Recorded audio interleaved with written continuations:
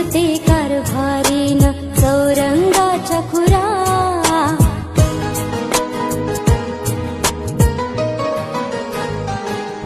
नाव गणाचं गोंदायचं आणि सुखानं नांदायचं.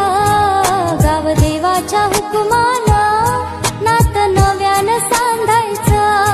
भेट दिली ही गाव देवानं, भेट दिली